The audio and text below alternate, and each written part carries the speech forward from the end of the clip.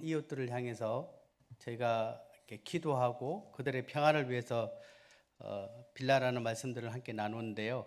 오늘 한번 새해 첫날이니까 또 옆에 또 뒤에 있는 분들에게 올 한 해 주님의 모든 은혜가 늘 넘치길 원합니다 라고 한번 인사를 한번 나눠보시면 좋을 것 같아요. 예, 주님의 은혜가 늘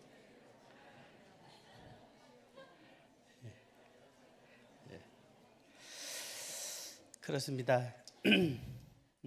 우리에게 주신 그 넘치는 은혜 저희들이 참 이렇게 잘 누려야 되는데 참 누리지 못했던 것 같고요.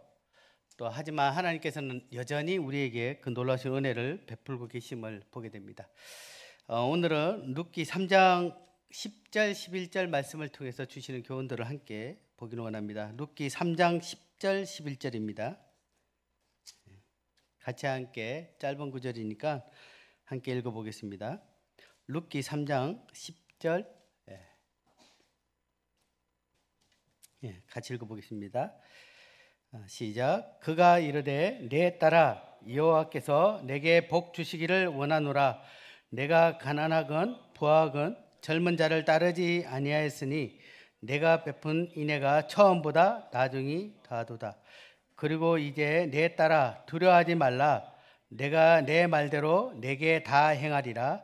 내가 현숙한 여자인 줄 나의 성읍 백성이 다 아느니라. 성도님들은 누군가에게 선을 베풀어 보신 적이 있으신가요? 아마 있으실 것입니다. 처음 그러한 선들을 이렇게 베풀지만 그것들을 지속적으로 베풀거나 아니면 처음 시작할 때보다 더한 선을 베풀어 주는 것은 결코 쉽지는 않습니다. 저도 그 10여 년 전에 그 상주에 있을 때 동네에 한 그 넉넉지 않는 그 여자아이가 있었던 것 같아요. 그래서 어떤 아주머니가 이 아이가 늘 이렇게 밤에 이렇게 돌아다니기도 하고 이렇게 해서 교회니까 좋은 일 하지 않느냐 이렇게 하면서 그 아이와 이제 같이 저녁을 먼저 먹은 적이 있습니다. 저녁을 먹고 난 이후부터 계속 찾아오는 거예요. 그 아이도 분명히 가정이 있는데 그래서 어느 날 이제 저희도 사실 넉넉한 상황이 아니기에 계속 찾아오니까 아이 타이르면서 그래서 가끔 오면 좋겠다. 그리고 이제 주일날 교회 학교 있을 때 오면 좋겠고 그래서 저녁은 가족들과 함께 먹는 것이 좋겠다 이렇게 얘기를 했는데 그 이후로 아이가 뚝 이렇게 발걸음을 걷는 모습들을 보면서 참 더 오랫동안 사랑을 베풀어야 되지 않느냐라는 마음도 들고 한편으로 보면 꽤 오랫동안 같이 함께 있었는데도 이렇게 뚝 끊겨지는 그 발걸음이 야속하기도 했습니다. 그래서 참 이 말씀을 통해서 보면서 이 베풀어진 이 사랑을 지속적으로 또는 더 크게 베풀어지는 것은 참 쉽지 않구나라는 것들을 보게 됩니다. 오늘 이 본문을 통해서 처음보다 나중이 더 큰 인애라는 주제를 가지고 룻이 무엇이 처음 가졌던 그러한 인애였고 그것을 뛰어넘어 더 큰 나중에 인애를 베풀어 줬는지를 이 본문 말씀을 통해서 보기를 원합니다. 10절을 보게 될 때요. 이제 보아스가 이제 룻에게 이야기합니다. 여전히 이제 여호와께서 내게 복 주시기를 원하노라라고 그를 격려하고요. 그 다음에 이제 그가 네가 가난하건 부하건 젊은 자를 따르지 아니하였으니 네가 베푼 인애가 처음보다 나중이 더하도다 이렇게 이야기를 하면서 그녀를 칭찬하는 모습들을 보게 됩니다. 룻이 보여준 그 인애는 충성스러운 사랑, 신념 또는 이런 표현들이 되는데요. 이 룻은 정말 하나님을 바라보면서 이 결코 시어머니가 아닌 하나님 앞에 참 그러한 마음들을 가졌던 모습들을 우리는 성경을 통해 볼 수가 있습니다. 그래서 룻이 처음 베푸는 어떤 그 은혜들을 이제 살펴보고요. 그 다음에 그 이후에 그녀가 어떤 더한 사랑을 베풀는지를 통해서 우리가 교훈을 받기를 원합니다. 이 앞을 조금 보면 2장 11절 12절에 보게 되면요, 이 보아스가 이제 룻에게 이렇게 얘기합니다. 2장 11절 12절을 제가 읽겠습니다. 보아스가 그에게 대답하여 이르되 네 남편이 죽은 후로 네가 시어머니에게 행한 모든 것과 내 부모와 고국을 떠나 전에 알지 못하던 백성에게로 온 일이 내게 분명히 알려졌느니라. 12절입니다. 여호와께서 내게 행한 일에 보답하시기를 원하며 이스라엘의 하나님 여호와께서 그의 날개 아래 보호를 받으러 온 내게 온전한 상 주시기를 원하노라 하는지라. 이 장을 통해서 룻은 이 말씀처럼 자신의 부모와 고국을 떠나 전혀 알지 못하는 이 나라 이 예루살렘으로 왔습니다. 그리고 시어머니인 나오미를 곁을 떠나지 않고 함께 살았던 것을 보게 됩니다. 시어머니를 결코 외면하지 않고 그가 이삭을 주우며 공양했던 모습들을 저희가 살펴봤고요. 정말 이방 여인으로서 이 낯선 환경 가운데 한계를 이겨내면서 시어머니의 의식주를 해결하는 것을 보게 됩니다. 굉장히 참 힘들 만한 그러한 상황이었음에도 불구하고 그는 결코 불평과 원망하지 않고 시어머니에 대한 변함없는 사랑과 존경을 가지고 있는 이 모습들을 보게 됩니다. 그래서 그가 그러한 시어머니에 대한 그 공경, 섬김, 또 공양하는 이 모습들을 보아스가 보면서 정말 하나님께서 내가 행한 그 일에 대해 보답해주고 또 상 주시기를 원한다라고 그렇게 이야기했던 모습들을 통해서 정말 그녀가 어떻게 시어머니를 섬겼는지 공양했는지를 이렇게 볼 수가 있습니다. 그러면 그녀가 이제 나중에 베푼 그 인애는 무엇인가? 처음에는 정말 그러한 시어머니 나오미에 대해서 그러한 사랑을 베풀었는데 나중에는 그가 어떠한 인애를 베풀었기에 보아스가 그를 그렇게 칭찬하는지를 우리가 본문을 통해서 볼 수가 있는데요. 9절을 이렇게 3장 9절을 보게 되면 이르되 내가 누구냐 하니 대답하되 나는 당신의 여종 루시오니 당신의 옷자락을 펴 당신의 여종을 덮으소서. 이는 당신이 기업을 물을 자가 됨이니이다 하니. 그러면서 이제 10절 11절을 이야기하고 있습니다. 이 이스라엘 당시에 하나님께서 율법을 통해서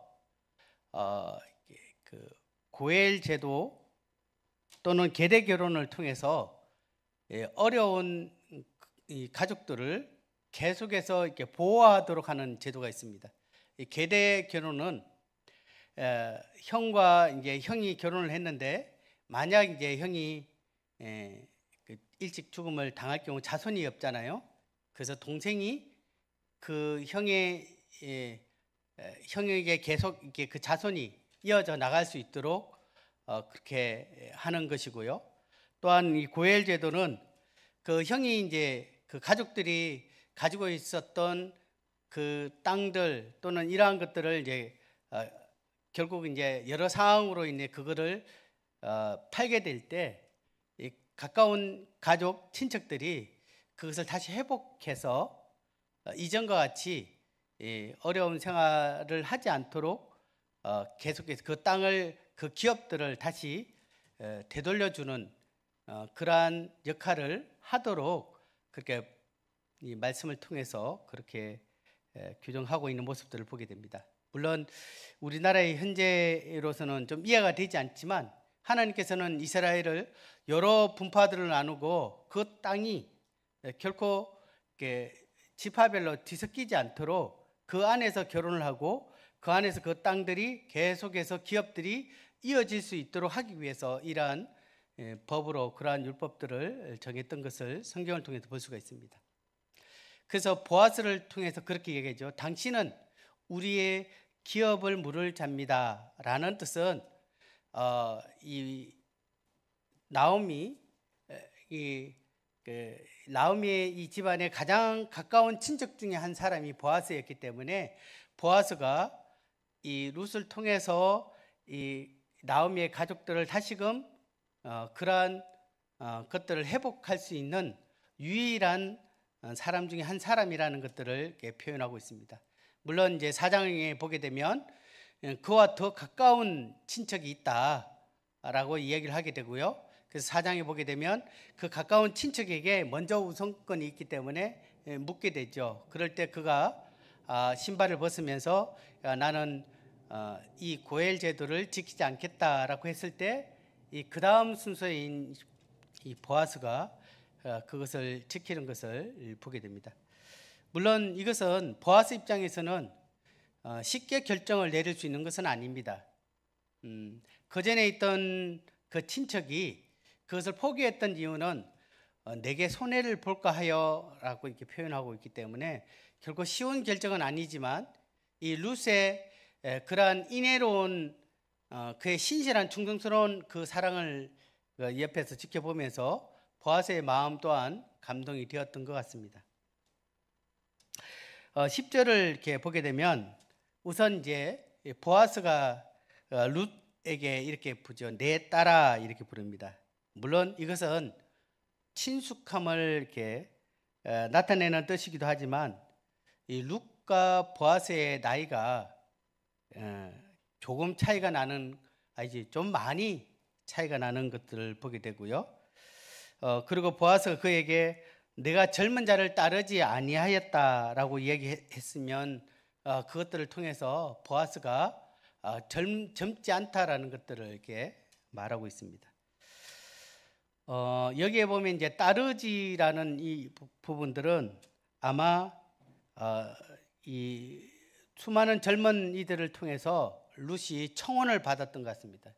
청혼을 받았지만 그들을 따르지 않고 그들과 결혼하지 않고 시어머니 나오미를 위해서 또 그의 집안을 위해서 그가 나이 많은 이 보아스와 함께 이 결혼을 했던 것으로 이렇게 추측할 수 있습니다. 이 10절 말씀을 이렇게 우리가 읽어봤지만 자세히 보게 되면 가난하건 부하건 젊은 자를 따르지 아니하였다 이렇게 표현하면 저희가 사실 이렇게 젊은 여자 입장에서는 그가 가난하든 부하든 충분히 그와 만나서 결혼을 해서 이 안락한 가정을 꾸릴 수 있음에도 불구하고 그는 시어머니의 말에 순종하게 되고 또 시어머니의 그 뜻에 따라서 더 나아가 본인이 시어머니를 사랑함으로 인해서 이 자신의 남편 이 집안이 다시 시와 또 자손과 더불어 이 땅이 다시 되찾아오기를 그녀는 바랬기에 그는 기꺼이 자신을 이 보아스와 함께 결혼을 하기로 결정을 한 것 같습니다. 물론 많은 학자들이 과연 이때 보아스는 결혼한 상태에서 또 다른 여인을 두었느냐 뭐 여러 가지 있는데 제가 여러 상황들을 보았을 때 이 전성에 의하면 보아스가 룻을 만나기 전에 아내를 잃었던 그 모습들을 이제 이야기하기도 합니다. 어쨌든 이 보아스는 이 룻과 결혼을 함으로 인해서 그에게 자손과 또 기업들을 다시 되찾아주는 이 모습들을 이렇게 보면서 참 상상을 초월하는 사랑을 룻이 베푼 모습들을 보게 됩니다. 정말 이기적이고 연약한 저희들의 생각으로는 이 보아스의 이러한 인애는 다 이해되지 않지만 이 보아스는 그 룻은 이 시어머니의 이 먹을 것을 공양하는 것을 뛰어넘어 시어머니의 시와 또 그 땅을 되찾아주는 이 시어머니의 노년에 안정된 삶을 더욱 살도록 그러한 이 결정을 내려지는 모습들을 이렇게 보게 됩니다. 그래서 처음 단순히 공양하는 그 공양하고 함께 하고 어려운 것들을 이겨내는 것, 이 첫 인애도 굉장히 참 놀랍죠. 하나님을 바라보고 또 그러한 시어머니를 섬겨왔던 이 상황도 굉장히 놀랍지만 그거보다 더해서 이 결혼을 통해서 이 시어머니가 안정된 생활을 하도록 또 시어머니의 집안을 다시 일으키는 일에 그가 함께 결단을 내렸다는 것은 이 보아스 입장에서는 참 놀랍습니다. 그래서 그녀를 향해서 너가 처음보다 더한 인애를 베풀었다라고 이야기를 하고 있고요. 그에 더 나아가서 이 보아스는 루스에게 11절에 이렇게 표현하고 있습니다. 11절을 다시 보시면 그리고 이제 내 딸아 두려워하지 말라. 내가 네 말대로 네게 다 행하리라. 이렇게 기업을 물은 일들에 대해서 기꺼이 실행하겠다라고 얘기하죠. 그러고 난 다음에 네가 현숙한 여자인 줄을 나의 성읍 백성이 다 아느니라 이렇게 표현하고 있습니다. 이 현숙한 여자 또 현숙한 여인이라는 이 단어는 성경에 잠언서와 룻기 여기서만 언급되고 있습니다. 이걸 이 잠언 31장을 보게 되면 우리가 현숙한 여인의 특징을 보게 되면 그녀는 책임감과 부지런함 또 자신보다는 자녀들과 또 남편, 이웃들에게 헌신된 삶을 살았던 모습들을 보게 됩니다. 현숙한 여인은 결코 자신을 높이지 않고 또 자기 어떤 것들을 주장하지도 않습니다. 도리어 이타적인 사랑과 부지런한 노동을 통해서 이 자신의 손으로 이 가문을 일으키고 또 그것을 통해서 도리어 함께 하신 하나님을 칭송케 되는 그러한 모습들을 보게 됩니다. 그래서 이 현숙한 여인이라는 이 단어는 단순하게 그냥 당신은 정말 주님 앞에 이러한 삶을 사니까 현숙한 여인이에요 이렇게 불러지는 것이 아니라 이 현숙한 여인이라는 것은 주변 사람들이 그를 향해서 붙여지는 호칭입니다. 그냥 스스로 자칭해서 난 현숙한 여인이야 라는 것이 아니라 그가 가족들에게 어떠한 삶을 베풀고 또 그와 함께하는 사람들 더 나아가 이 이웃들에게 그 사랑을 베풀어 줬을 때 우리가 그를 당신은 참 현숙한 여인입니다 라고 한 것처럼 이 잠언 31장에도 그러하고 또 여기서도 너가 현숙한 여자인 줄을 이 성경에 보게 되면 이 보아스는 그렇게 얘기하죠. 나의 성읍 백성들이 다 안다 이렇게 표현할 정도로 그의 삶이 어떠했던 것을 볼 수가 있습니다. 히브리어 정경인 이 벤 아세르 전성에 보게 되면 이 룻기는 잠언 바로 뒤에 있습니다. 저희들은 사사기 다음 룻기가 있는데요. 거기에는 이 잠언 바로 뒤에 룻기가 있을 정도로 그래서 이 편집자는 이 잠언 31장에 나와 있는 그 현숙한 여인이 실제적으로 구체적으로 어떻게 삶을 살았는지를 룻기를 통해서도 이어서 보여준다라고 생각했던 것 같습니다. 4장 15절을 이렇게 보게 되면요. 4장 15절을 룻기 4장 15절을 보겠습니다. 룻기 4장 15절에 이제 여인들이 이렇게 동네 여인들이 나와서 나오미에게 이야기합니다. 그리고 이제 4장 15절에 이는 내 생명의 회복자이며 내 노년의 복량자라 곧 너를 사랑하며 7 아들보다 귀한 내 며느리가 낳은 자로다 하니라. 이 나오미가 이 아이를 안고 있고요. 그 낳았던 아이를 보면서 너의 생명의 회복자이며 내 노년의 복량자다라고 이야기하면서 그 아이를 이야기하고 있습니다. 그리고 이어서 뭐라고 얘기했냐면 7 아들보다 더한 며느리다라고 마을 사람들이, 여인들이 이야기하고 있습니다. 한 아들보다 더하다, 물론 그것도 이해됩니다. 여러 아들보다 더하다, 물론 그것도 이해가 됩니다. 근데 7이라는 부분은 완전하다라는 그 표현도 이제 포함되기에 어떠한 아들보다 정말 귀한 며느리다, 정말 이보다 더 귀한 며느리가 없다라고 칭찬하는 이 모습들을 보면서 동네 사람들도 이 룻이 어떠한 삶을 살았는지를 이렇게 보고 그를 칭찬하고 있습니다. 이와 같이 조금 전에 읽었던 말씀처럼 이 룻은 보아스와 결혼을 통해서 이 시어머니 나오미에게 정말 놀라운 그러한 선물을 그에게 안겨주는 모습들을 이렇게 보게 됩니다. 그래서 처음보다 더한 인애라는 이 표현들이 참 이 말씀을 통해서 우리가 볼 수가 있습니다. 이 두 번째 이제 관점은 이 말씀을 통해서 처음보다 더한 인애를 베푸시는 하나님을 우리는 또한 바라볼 수 있습니다. 이 인애라는 이 단어가 우리가 익히 잘 알고 있는 헤세드입니다. 헤세드. 헤세드라는 단어가 약한 자가 공공연에 빠졌을 때 강한 자가 그럴 의무가 없음에도 불구하고 이 베푸는 충성스러운 사랑을 이 헤세드라고 얘기하는데, 이 구약 성경에만 246번이나 언급하고 있고요. 또 이것은 다른 번역으로는 선대한다, 자비, 은혜, 인애 이렇게 표현하고 있습니다.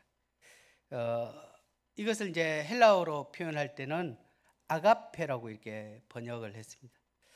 이와 같이 하나님께서는 이 룻기서를 통해서 우리에게 이 처음보다 나중에 더한 인애를 우리에게 베푸심을 보여주고 있습니다. 조금 전에 살펴본 것처럼 이 룻의 그러한 충성스러움도 굉장히 놀랍지만, 이 하나님께서는 이 나오미에게 이 룻을 통해서 그러한 하나님의 인애를 베풀었고요. 더 나아가 이 보아스를 통해서 더한 인애를 베풀어 주고 있습니다. 그리고 이 여러 주변 사람들을 통해서 하나님은 그에게 놀라운 하나님의 그 헤세드, 놀라운 사랑을 계속해서 그에게 베풀어 주고 계심을 보게 됩니다. 그래서 이 보아스가 안았던 이 아이는 바로 다윗의 할아버지인 오벳이 됩니다.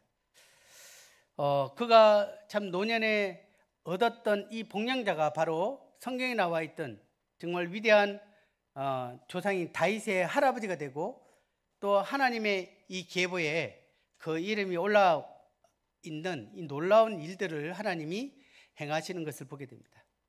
처음 나오미의 삶이 어떠했습니까? 모든 것을 다 잃었습니다. 그리고 텅 빈 가운데 그가 다시 옛 고향 베들레헴으로 살기 위해 다시 돌아왔을 때 그에게는 아무것도 없었지만 하나님은 그에게 신실한 며느리를 붙였고, 더 나아가 보아스와 더 나아가 이와 같은 이 놀라운 이 헤세드를 그에게 베푸셨던 것들을 보면서 정말 선대하신 하나님, 끊임없이 우리에게 그 놀라우신 하나님의 도리어 충성스러운 사랑을 우리에게 베풀어 주고 계심을 보게 됩니다. 저희 또한 그 사랑을, 현재의 그것들을 우리가 늘 누리고 깨달으면 감사가 되는데, 우리는 순간순간 그것들을 잘 알지 못하고 우리가 겪고 있는 이 현실의 문제 앞에 때로는 좌절하게 되고 낙심하게 되고 어떻게 이것들을 헤쳐나갈지에 대한 그러한 두려움 가운데 있습니다. 하지만 저 또한 지나왔던 이 삶들을 돌이켜볼 때 하나님은 처음보다 더한 인애를 날마다 저희 삶 가운데 더 끊임없이 지속적으로 베풀어주고 계심을 보게 됩니다. 그분은 우리를 사랑하셔서 기꺼이 아드님을 내어주시기까지 우리를 사랑하며 아들을 내어주시니가 어찌 그 모든 것들을 너에게 허락지 아니하시냐라고 하시면서 우리에게 처음보다 더한 이 사랑을 날마다 베풀어 주고 계심을 우리는 뒤돌아보게 될 때 그것들을 느끼게 됩니다.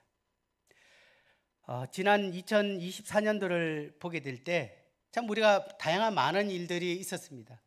하지만 저희가 2024년도를 돌아보게 될 때 모두가 다 공동적으로 내뱉는 말은 하나님의 은혜가 저희 가운데 넘쳤음을 저희는 감사하게 되는 것입니다.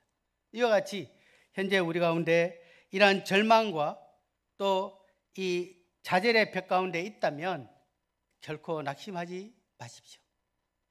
우리 가운데 지금보다 더한, 처음보다 더한 인애를 베풀어 주고 계시는 이 헤세드의 하나님, 인애의 하나님, 자비의 하나님, 긍휼의 하나님께서 우리를 지금도 우리 가운데 함께 계시고 또 변함없는 그러한 사랑으로 저희들을 돌보고 계시다는 것들을 잊지 않으셨으면 좋겠습니다. 마지막으로 이 처음보다 더한 사랑을 베풀었던 이 룻을 통해서 우리에게 교훈을 주셨고요. 또 처음보다 더한 사랑을 베푸셨던 하나님에 대해서 저희들이 살펴보았습니다. 마지막으로 우리에게 남겨준 인애를 보기를 원합니다. 김춘추의 꽃이란 시를 저희가 다 압니다. 인간한 학생들은 다 익히 아는데요. 내가 그의 이름을 불러주기 전에는 그는 다만 하나의 몸짓에 지나지 않았다. 내가 그의 이름을 불러주었을 때 그는 나에게로 와서 꽃이 되었다. 이 시는 이 관계를 통해서 존재의 의미를 발견한다는 그러한 의미입니다. 누군가가 자신의 이름을 부르고 관계를 갖게 될 때 비로소 의미를 갖게 된다는 그러한 의미인데요. 참 우리 주변에도 참 자신의 이름과 그러한 사랑의 관계를 맺기를 원하는 이들이 있습니다. 아주 오래전에 신문에 나온 글을 읽은 적이 있었는데요. 지금은 그렇지 않지만 이전에 한강다리 중에 반포대교가 있는데요. 반포대교에서 많은 젊은이들이 또는 많은 사람들이 그곳에 이렇게 뛰어내리거나 아니면 생을 포기하는 그러한 경우들이 있었습니다. 지금은 아마 여러 방지턱이나 아니면 여러 문구를 통해서 그것들을 이렇게 하지 않도록 그렇게 하고 있는 걸로 알고 있는데요. 어떤 한 고등학생이 너무 삶이 힘들어서 이 반포대교로 올라갔답니다. 그리고 한 발을 이렇게 대교 난간에 딱 있을 때 한 청원 경찰인 것 같아요. 한 청원 경찰이 그의 명찰에 있는 교복에 있는 이름을 부르면서 누구누구시, 누구누구 학생, 왜 그렇게 그런 결정을 해? 라고 이야기했을 때 그 친구가 발을 내디면서 그렇게 얘기했습니다. 지금껏 저의 이름을 불러준 사람이 없었습니다. 이제 누군가 제 이름을 불러주었기에 저는 이제 살아갈 이유가 있습니다. 라고 이야기를 하면서 그 친구가 그곳에서 내려와서 걸어갔다는 이야기를 신문 기사를 통해서 예전에 본 적이 있습니다. 우리 주변에는 이 나오미와 같이 때로는 여러 상황으로 어려운 그러한 분들이 있습니다. 그들에게 그들의 이름을 부르고 또 우리의 따뜻한 손을 그들 가운데 내밀어 주게 될 때 그들에게 진정한 삶의 이유가 되살아나는 모습들을 우리는 볼 수 있습니다. 하나님께서는 이 보아스를 통해서 이 룻에게 더한 사랑을 베풀어 줬던 것처럼 하나님은 우리를 동일한 도구로 사용하셔서 그에게 하나님의 헤세드, 하나님의 사랑, 하나님의 자비를 나타내기를 원하고 있습니다. 그래서 룻을 통해서 하나님께서 그 은혜를 나오미에게 베풀어 주고 보아스를 통해서 그것을 더한 사랑을 베풀어 주었던 것처럼 우리에게 남겨놓았던 하나님의 그 헤세드가 누군가에게 하나님의 더한, 이전보다 더한 은혜를 베풀어 주는 그 사용하는 그 도구로 우리를 사용하고 있을 것이라는 것입니다. 우리에게 남겨진 헤세드, 우리에게 남겨진 이 인애를 우리가 그것을 그대로 멈추는 것이 아니라 누군가에게 하나님의 도구로 우리 삶들을 드릴 수 있으면 좋겠습니다. 그래서 하나님은 지금도 어려운 가운데 있는 사랑하는 성도들과 이웃들을 위해서 우리가 주님의 인애를 삶을 통해서 나타내기를 원합니다. 그리고 우리를 사랑과 은혜를 나타내는 증거로 우리를 도구로 사용하기를 원하심을 바라보게 됩니다. 이제 말씀을 정리하면서 시편 63편 3절을 함께 보기를 원합니다. 63편 3절입니다.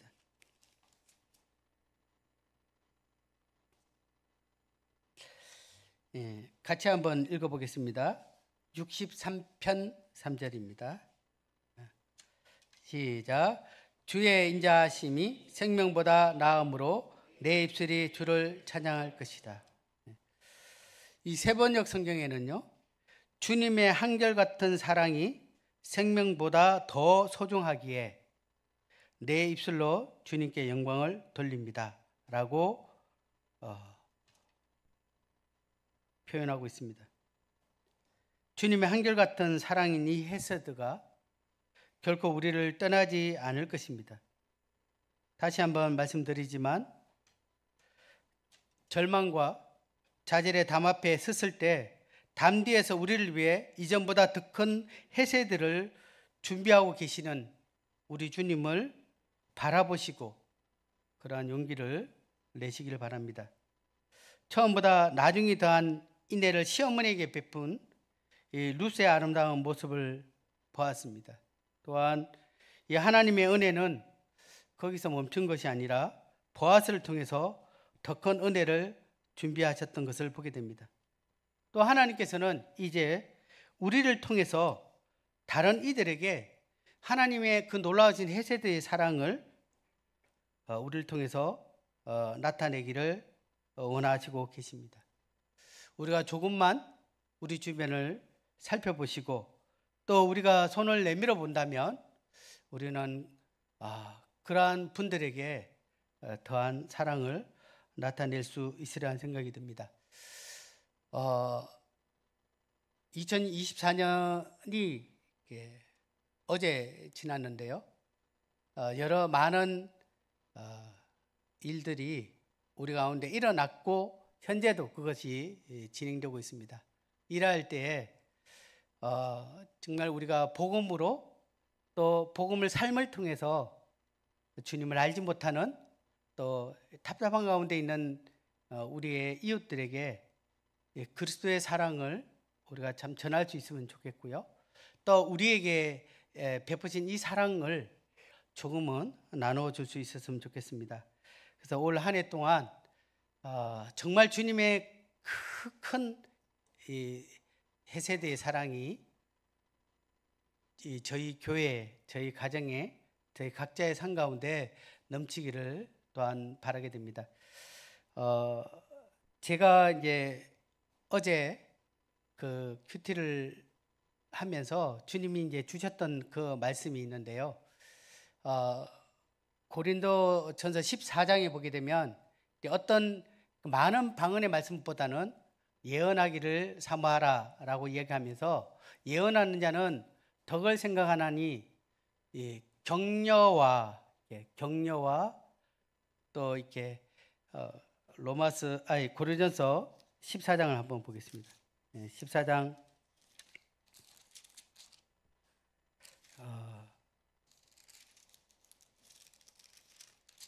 을 보게 되면